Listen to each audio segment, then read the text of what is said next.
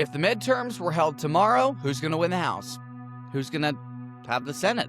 Are Republicans going to keep it? Democrats going to take control? What are the issues that are going to lead these parties to victory or cut their losses?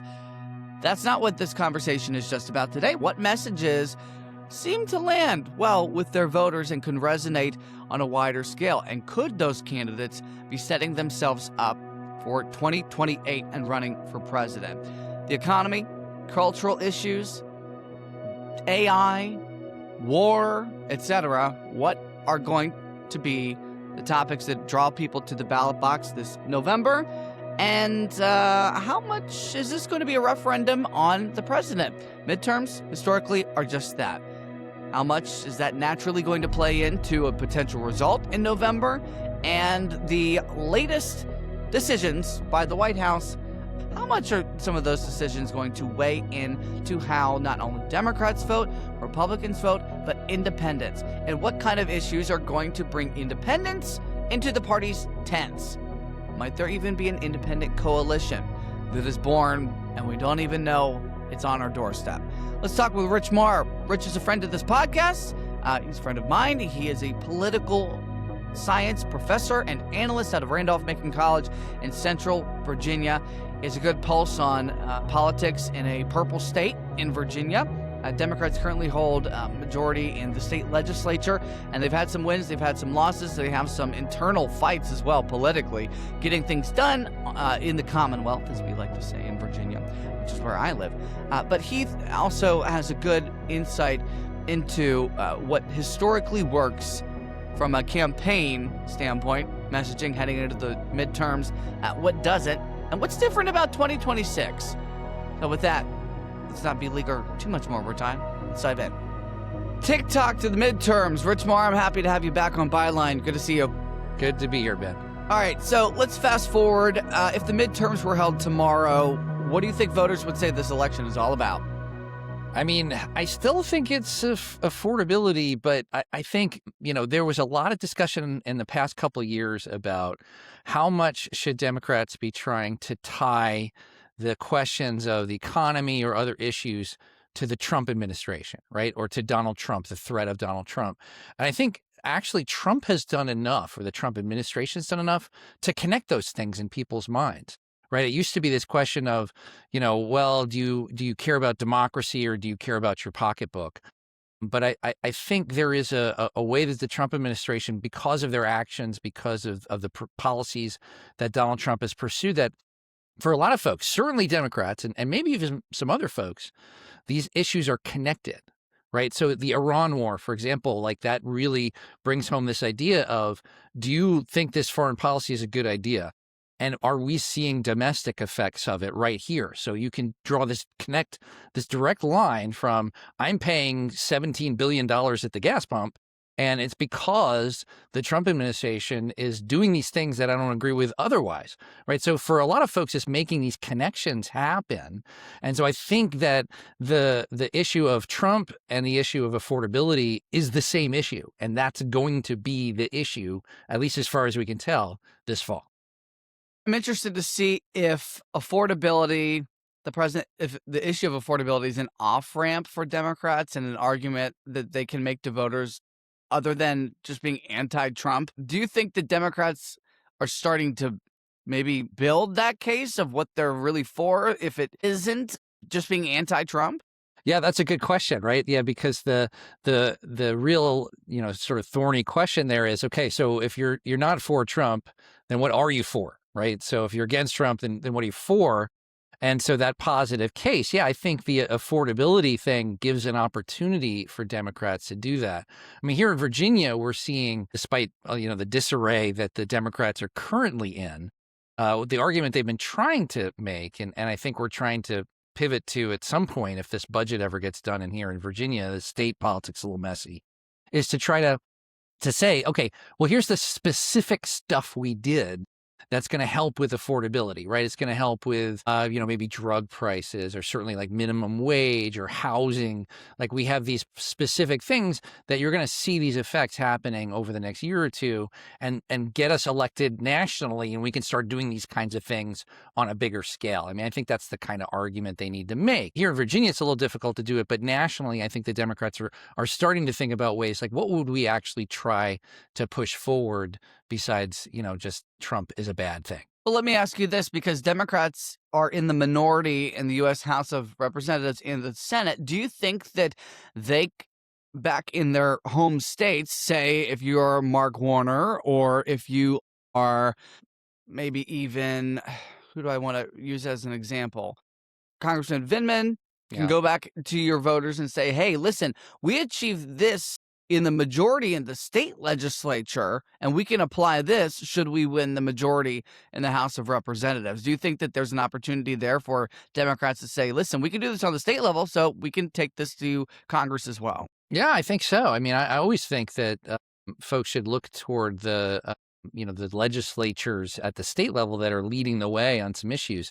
And I think Democrats have missed this opportunity the last time around that Democrats were in charge here in Virginia. Whether or not you agree with the specific policies they chose, when the Democrats had a trifecta under Ralph Northam, they passed a ton of legislation, right? A lot of progressive priorities got advanced in Virginia. Now, again, whether you think it's a good idea or not, at least it's action in a particular direction. And if you're a Democrat, you might like all this stuff. So the Democrats should be pointing to that and saying, look, this is what we did when we had control here in Virginia. And, Trump might obviously veto anything that they do at the national level. They say, but at least we can try and push it forward. Give us a chance, right? Give us a chance to actually do something here at the national level.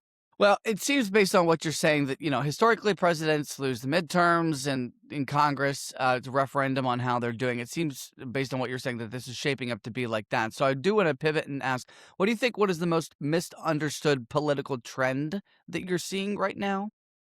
Well, that's an interesting question. I do think it is this kind of coming together of the two big strands of, I want to say left side politics, but this sort of like counter to the Trump administration populism.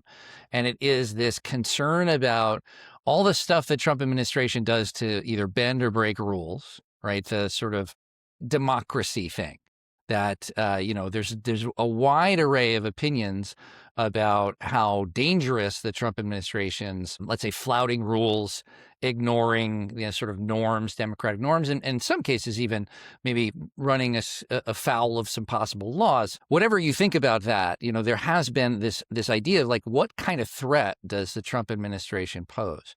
And then there's been this whole sort of like economic issue that goes back to certainly the Biden administration. Where is America going to be in the future? Are we a manufacturing economy? Are we a service economy? What kind of economic growth can we have based on all the tech stuff that we're doing with, AI, and where are we going with all that? There's this sort of whole economic argument that we're having and trying to figure out as a country. And again, I just think these two trends are converging together. They're coming together to really become, it's not a coherent kind of story in Americans' minds, and we're certainly still divided. But I think there's a growing number and even majority of Americans who feel like the country's going in the wrong direction along these two paths, right? We're not doing the democracy thing very well, and we're not doing the America as the world's best economy thing very well. And I think those things are coming together in people's minds, and we're seeing it in the approval ratings for the Trump administration, for Trump himself. Well, right? People are on board. Well, that's a good moment to point up the topic of executive power. And, the criticism, and it's not just among Democrats, it's Republicans too, of some of these initiatives, including this, $1.8 billion fund to pay people who, are allegedly wronged by the DOJ, including those who are convicted of crimes on January 6th, pardoned, including those who assaulted police officers and then getting taxpayer money. That doesn't poll well. What also doesn't poll well is what Democrats call vanity projects, including President Trump putting his name on the Kennedy Center, painting the reflecting pool. Some people are like, well, what was the whole, you may go ahead and fix it right near the Lincoln Memorial, but why paint it blue? Things like that. Those things, do you think that's going to also weigh into how people vote this November? I do. I mean, I think that it's all part of this narrative here. You didn't even mention the ballroom, right? The big ballroom at the White House. Yeah, that's a big part of it as well. I mean, I just don't think that a lot of folks, I mean, certainly there's a core of Trump supporters who believe that what he's doing is right, or at least are willing to overlook the things that they might raise an eyebrow at. But I think a growing number of people are becoming disillusioned with Trump and the Trump administration and these kinds of vanity projects like you're saying. And the Iran war really was a turning point here where, it didn't seem like that was something that Trump had ever talked about. And why are we doing that? And he said we would never get into any more quote unquote endless wars. Yeah, and he keeps trying to argue that no, we're just the end's right around the corner, but that this is how it works with wars. Presidents get us into conflicts, and it's much easier to get into a conflict than to get out of one. It's just harder to do. So I do think, these sort of like vanity projects, the big funds, it's not just the Democrats, right, who've been against Trump the whole time. I think there is this group of folks in the middle who, or even some former Trump supporters who are like, this isn't what we signed up for. This is a little too much, right? And Trump's always been a little too much, but this is like a lot too much. Well, political movements, it's all about coalition building. It's not just trying to go after the supporters who are going to vote for you 100% of the time. Yeah, and Trump doesn't really have a very good strategy or way of reaching out to others. I mean, it's why he lost the re-election the first time around. It was a lot easier for him to build that coalition when he was out of power than when he was in power doing stuff, because some of the things he was doing were turning people off. Let's go into the stratosphere and look down. Why do you think the affordability issue resonates so deeply no matter who is in power? Yeah, I mean, I think it's a standard truism in American politics, right? Which is people vote their pocketbooks. And I think, there's nothing wrong with that. I mean, and it's not just that people are selfish and people just care about their bottom line. It's that people got to live. They got to feed their kids. They do. And they connect that stuff to what's going on in politics, even if they're not paying that much attention. They understand that decisions that are happening in Washington are affecting gas prices, are affecting housing prices, that are affecting, all the things that they need to do and try to do, utility bills. And maybe it's more local government that has an effect on that, or state government that has an effect on that. But national politics does too. It certainly does. And presidents like to claim credit for everything that goes right in an economy, and to defer the blame when things are going badly. They have less control, I think, over economic factors than they sometimes claim to have, and that we sometimes want to blame them for. But they don't have some effect, right? The general mood, the national mood affects the stock market, right? And then specific things like foreign policy do affect oil prices, and all these things. There's cascading effects all the way down. So I think that it's right to recognize that, if you don't like the direction your bank account's going, that says something to you about the direction the country's going in terms of politics. And that's just been true forever and will continue to be an important part of why people vote the way they do. There have been several examples recently where President Trump, it seems to have answered a similar way that Joe Biden did former President Joe Biden did when he was asked about the economy, and that was Wall Street's doing great, stock market's doing fantastic. President Trump's gone a step further, and I believe in the same breath he was talking about the war in Iran, he says he's not focused on affordability right now. And if you're a Democrat, you're drooling because you want to clip that and use that as an advertisement. So if you're Susie Wiles, if you're the chief of staff in the White House right now, how might you advise the president to alter this messaging right now? Yeah, the Trump's never been very good on message discipline, right? He just kind of says seems to say whatever pops into his mind. But I would think that you'd really want to orient him back on these, pocketbook issues. People do care. It's hard for him, right? Because if he talks about gas prices, it just reminds people of how high they are. If he talk about, grocery prices, there was this argument that, once Trump got in, all these prices would come down. That's something he sort of implied or even might have said. But of course they didn't. And the prices don't usually go down. They stay where they are, and maybe they've stabilized, but it's still, $1 billion for a box of cornflakes. And that people feel that, right? I feel that when I go to the grocery store. So it's just really, he needs to find a way to remind people. And this is something Trump has actually been pretty good at. Remind the regular folk that he's with them, right? He understands them, or at least he's on their side. And when you say things like, yeah, I don't care about affordability right now, and you say like the Democrats are rushing, they are already clipping it, right? You've seen it, I've seen it. It's out there. It's starting to be popping up in ads against like Rob Whitman here in Virginia, and I'm sure across the country. This is something that he can't afford to say stuff like that. He can't afford to damage the prospects of his party, right? Trump's never really been that great of a party leader. Other presidents have been pretty bad at this too. Obama was a terrible party leader, right? Not really thinking about how what I say and what I do is going to affect my party members in the midterm elections. And Trump here is not doing his. What was one example that you can recall during Barack Obama's tenure? Well, so Obama just didn't really. This is partially because not all presidents are kind of plugged into national politics. Obama, we have to remember, was pretty new to politics even. He'd barely been a senator before he was in the White House. And he just didn't focus on messages that would resonate for his party members, wasn't focusing on how do I strengthen my, congressional candidates.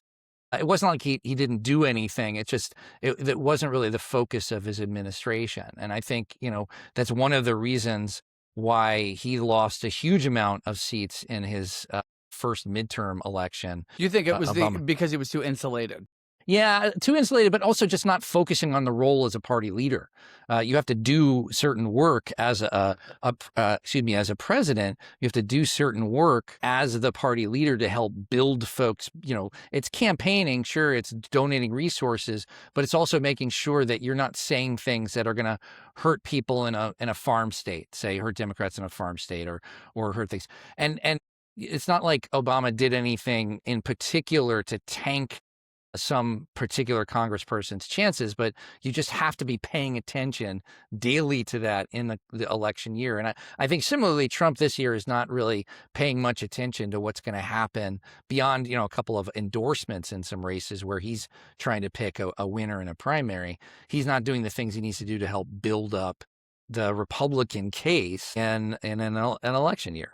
You mentioned the ability of politicians to connect with voters through empathy, right? You said Trump was successful by saying, I'm with you, let's drain the swamp, etc. But back to this affordability issue, it piqued my interest when I heard Secretary of State Marco Rubio answer a question about the war in Iran and affordability when he was hosting a press conference when Caroline Leavitt, the White House press secretary, had just gone on maternity leave. And he says, well, if we didn't start bombing facilities in Iran, they would have had a nuclear weapon. They would have closed the Strait of Hormuz, and then gas prices would be $7, $8, $9. And what would we have done at that point? So he says, it's a good thing that it's where it's at now. Otherwise, it would have been worse.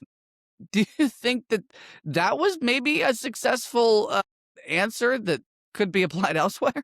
Yeah, I mean, I guess it may be. Maybe some people buy that argument. I just don't know that enough folks really, first of all, believe that would have been the case, at least immediately. It's not like Iran was going to build a nuclear weapon tomorrow and then the gas prices would go up to $8, $9 by Friday. Yeah, well, right? 2 months could feel like tomorrow, too. Yeah, sure. And I mean, I think that's the argument is that this was imminent, but all the foreign policy experts say like, no, nothing really had dramatically changed in the recent years that needed this to happen right away. Now, how much do, your normal Americans pay attention to this kind of like the elite level arguments about back and forth about what's going on?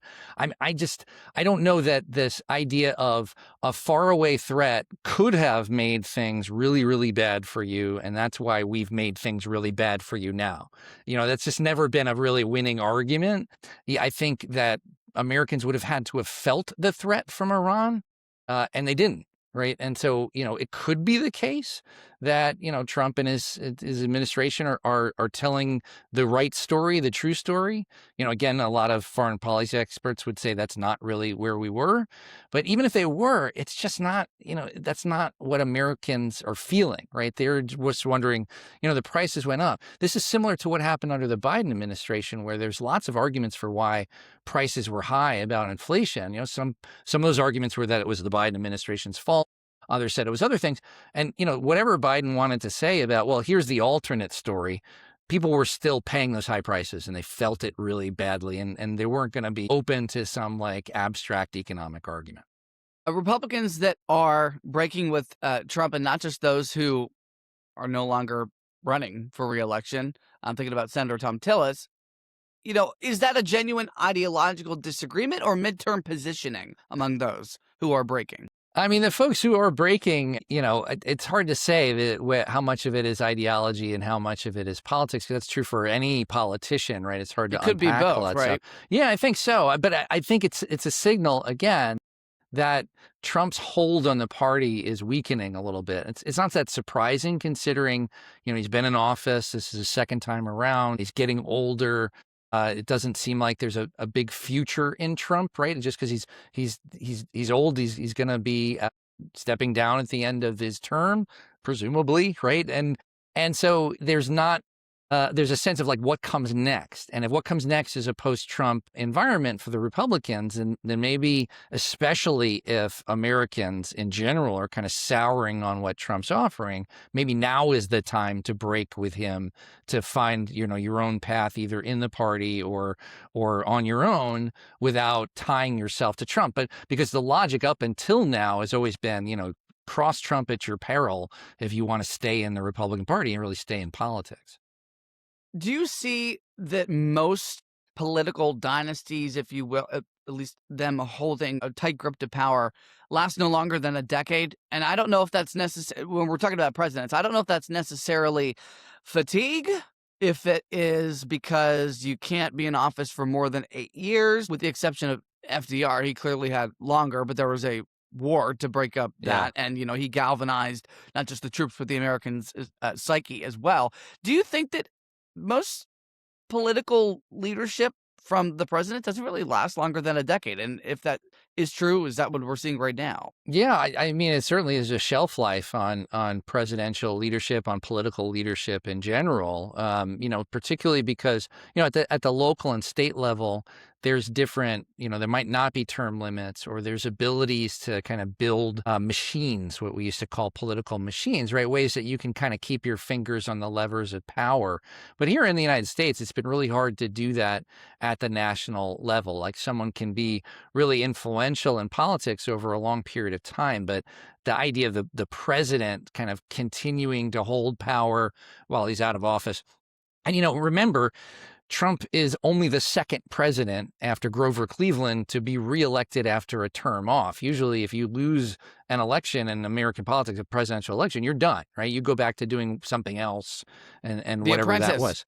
Yes, maybe that would have what we would have expected. Who knows what have happened? But so it is pretty unusual for Trump not only to to remain relevant so long and then to have this comeback in 2024 and be reelected again. That is very unusual in politics. So the idea that now the edges of the coalition are fraying, that people are souring on the Trump administration and Trump himself, that's not to be, not all that surprising. And it's not like, whatever you feel about how old politicians are, he's never been a young man in this phase, right? He was already an elderly man by the time he ran the first time, and now he's much older, and it just means that you don't have that same kind of ability, even just physical ability, to be on top of your game the way that a younger politician would be. Let's talk about passing the torch as a segue here. If Donald Trump, as you mentioned, presumably does not seek a third term, and it seems like he doesn't have any interest in it. He used to toy with the idea, that Democrats would, push back because they believed that he possibly was considering going for a third term, but he increasingly, kind of scoffs at these answers. Post midterms, say the Democrats win the House, maybe they don't win the Senate, maybe they have a one-seat majority, who knows? The president, historically speaking, is a lame duck at that point, and these parties are going to have to think about their next leadership, and not just that, the issues that they're going to help build their coalition, bring people into their tent. What are those issues going to be post November of this year? Yeah, it's a difficult path, right? Because for the past decade, the Republican Party has been Trump's party, right? And so what has the Republican Party been about besides Donald Trump? I mean, that's really been the identity of its voters, of its politicians. And so trying to figure out, of Democrats, too. Well, sure, as the Democrats have been the anti-Trump party, right? He has been at the center of politics for a decade. And so now, if we are imagining a post-Trump future, what does that look like? And who are not only the personalities, but the ideas, the things that the party stand for? What are Republicans if they're not the party of Trump anymore? And so I think there'll be an effort by some folks to claim the mantle of Trump, to say, like, if you liked what Trump did, I'm that guy, right? And hopefully they'll be looking for Trump to bless them, whether that's J.D. Vance, as the current vice president, that certainly gives him a leg up on a lot of other folks. But there are, all the Republican senators who might try to claim this, folks who have been in and out of the Trump administration, folks like Marco Rubio who are in the administration, right? Those folks are also going to try to make a case like, no, I can take us out of whatever we are now and into something new. But what is that something new?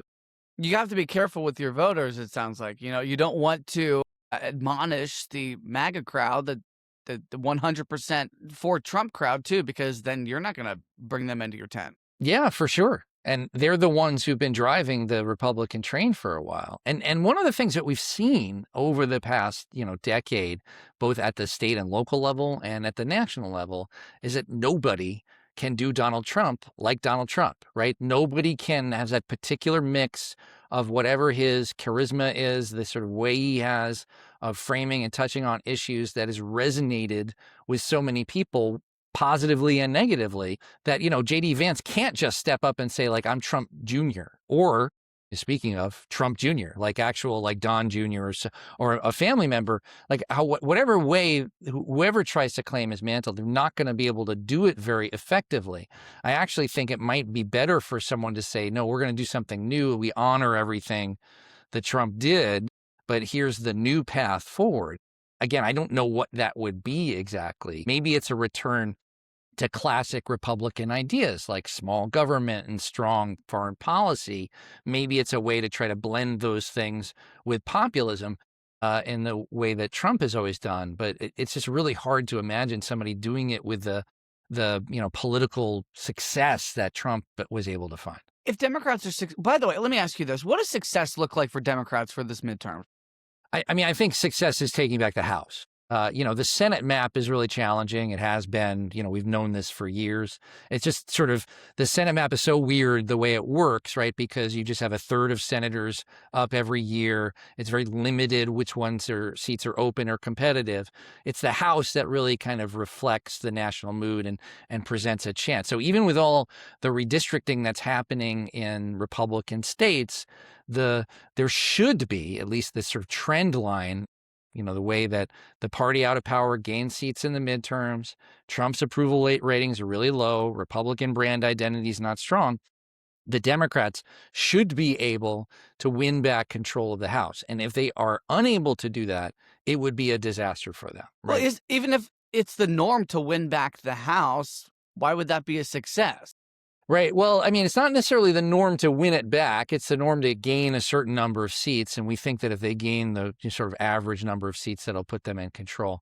I think just that bare minimum would be enough for the Democrats to claim some kind of victory. Because no matter what, even if it's like a 1-seat majority, you're still able to elect a Speaker of the House. You're still able to have a stronger voice in national politics, right? National leaders who are then able to say things and, drive the agenda a little bit more.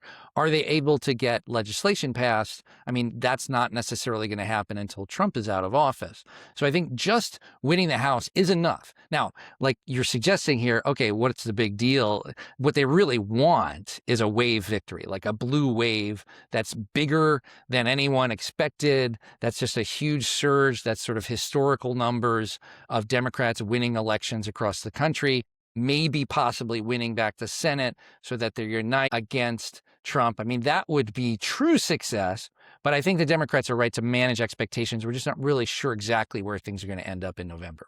I'm going to go back to your last point, and that was, how do the parties consider moving forward by honoring their past, whether it be respecting Donald Trump if you're Republicans and what his contributions were, not just to the country, but to that political movement itself too. Do you think Americans are ready to move on from having 70-plus-year-old presidents and are going to give a hard look to a lot younger people? I mean, I absolutely think that Americans are tired of old people. No offense to some of my friends. I'm heading that direction myself. And I bring it up because that's what the polling says. But that is true. And it is, I think, this sense that the boomer generation, whether that's fair or not, just hasn't given up power, hasn't given up control. And whether you think that's Donald Trump and Joe Biden or Nancy Pelosi and Chuck Schumer, whether it's Mitch McConnell, Chuck Grassley, like all these folks, right? And there's been a tradition of older politicians, folks with experience. It's very hard to dislodge them from their positions, but it seems like we've had a number of high-profile incidences, especially President Biden, but other folks like Senator Feinstein in California, that's seeming to hang on to their seats long past a reasonable person would expect them to be effective leaders. And I think Americans do want change. It's just a question of, will the parties allow this to happen, right? And what I mean by that, not through some sinister control of things, it's just the default of donors and media coverage and even party activists who embrace or continue to support the same old voices in the party. That can be difficult. It's one thing to say, like, yeah, we all want a new voice, but when it comes down to it, do you have the choices in the primary that you want? Do you have the actual challenger that you want? And are they clean and unproblematic enough? We're seeing this in Maine with Graham Plattner, right? I was just thinking about what's going on right now. This is exactly the kind of new face and new voice that you want in politics if you're the Democrats. And at the same time, there's been, some disturbing revelations about his past, but also those revelations have been amplified by voices outside the party who want to take him down and folks inside the party who are uncomfortable with him and maybe represent some of those traditional establishment forces. So it's certainly something that people want, but it's hard to make that kind of change within the kind of structured party, apparatus that we have on both sides of the aisle. A lot of questionable moral choices from candidates are talked about. During 2016 with then candidate Trump, and now you've got Graham Plattner with this, Nazi ideology tattoo that he covered up. Yeah. But I want to use both of those examples and ask, do you think that's reflective that parties are willing to put aside some of these questionable moral attributes in order to just get people elected? Yeah, I mean, this is certainly the post-Trump world that we live in now, right? A scandal's not a scandal anymore. And it's certainly more so, I think, for the Republicans. I think Democrats are still hanging on, in a sense of voters. And at least the story about them is they're hanging on to this somewhat, I have to say it's outdated moral sense that, if you're going to elect a politician, they have to be, a sort of good person with nothing in their past to make you concerned about them. I think that Trump's election in 2016 made it seem like, well, are we really going to put that kind of like moral litmus test to candidates anymore? Because we certainly didn't do it with Trump. He got elected. He was the president despite the things that he said and did before that election. Can we really say to anybody else, you're disqualified because you did a bad thing? And I think that's what the parties are reckoning with these days, is that what actually is disqualifying? If the stuff that Trump said and did isn't, then what could possibly be disqualifying for any candidate? Is it really just more about the letter after their name, so the team they're on, so that they can go and do the things that you want them to do? This may be more of a question for a child psychologist or a therapist, and that is, do you think that the young people who have grown up in this, post-Trump era think that this is just the norm and, morality isn't a top consideration before you go to the ballot box? Yeah, I think there's divided views on that, but I think they're very strong views on it. I think there is a group of younger folks, and we see this on social media, right, who feel like actually in response to a world in which Trump is the president and anybody seems to be elected, we need to police people more than ever, right? So if somebody says something wrong or does something wrong in their past, especially their recent past, then we're going to do what we can to, to make them feel bad and to, push them out of public consciousness. At the same time, right, there's another group of folks who are embracing language that we thought we got rid of, right? Slurs and things like that they're now using kind of with impunity, feeling like, no, we can talk and say whatever we want. And folks who are now sort of normalizing the use of words that we thought were outdated. I'm not quite as bad as like the N word, but like what's called the R slur for people with disabilities, or using the word gay like as a pejorative, right? This is a thing that there was an effort to push out of our language over the last, couple of decades, and now it's sort of coming back for a subset of younger folks who feel like, we spent so much time worrying about how people say we just want to be free to talk the way we want to. What they argue, we don't mean any harm, but they don't sort of like reckon with the fact that their words might be harmful. I think there sort of is this divergence in response, but I think these things are absolutely, you're onto something here, right? That these are responses to the political environment in a world of Trump, right? That this is the kind of person who is our leader. This is the person who represents the country. What does that mean for us, and how do we respond to it? And I think there are these very different responses, but they're definitely responses to what's going on in national politics. If our leaders are not going to set the mood, how Americans might want to not just think about their own conduct, but interacting with other people. If it's not going to be our political leaders, then who?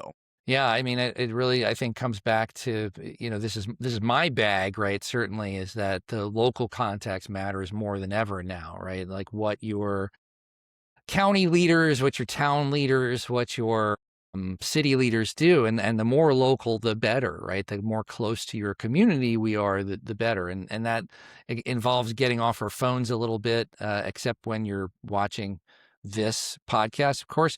And your own ventures too. Yes, I'll exactly. give you a plug. Yeah, that's good. So at any time you're doing that, but you do want to get out and be more in community with people in your local community, and that's challenging too. But it's that kind of getting to know each other. It sounds very trite, but it's definitely true. That you it's a lot easier to insult and hurt somebody and not care about your effect on someone on a social media platform, or if they live far away from you, or you're voting for policies that seem abstract. But for folks in your neighborhood, folks in your community, it's a lot harder to say hurtful things to them, to be hurtful to them, if you know them, if you've communed with them, if you go to church with them or work with them on a project, or their kids and your kids go to school together. So I really just kind of continue to put my faith in local community contexts and encourage people to get out and get more involved in that. We used to how we used to frame our presidents in our living rooms. Do you think we might do that with Mr. Rogers sometime soon? Yeah, exactly. Right. Put up the somebody that you can identify. I mean, put up your if your local mayor is someone that you think or county board. But it's hard to imagine us putting political leaders on the wall again, unless there is still people who do that with Donald Trump. So I want to end on this, and that is, come November, election night, what one issue, what couple of races might you be looking at initially that might set not only the trend for how that evening is going to go, but I would also say the temperament of candidates to start jumping into the race if you're a Democrat and actually declaring your candidacy.